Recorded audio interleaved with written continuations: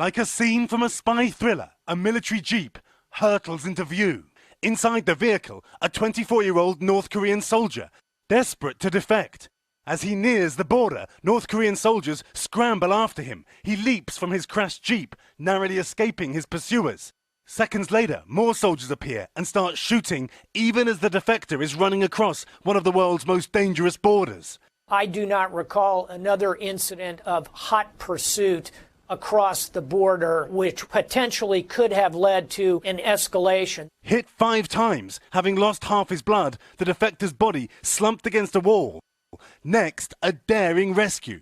South Korean soldiers crawling to him, dragging him to safety.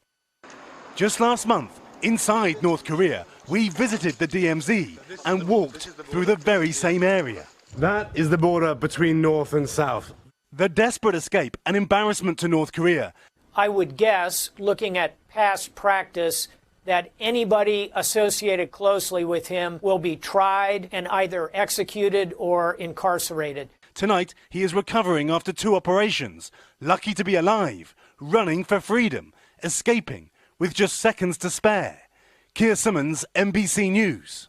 Hey, NBC News fans, thanks for checking out our YouTube channel. Subscribe by clicking on that button down here and click on any of the videos over here to watch the latest interviews, show highlights, and digital exclusives.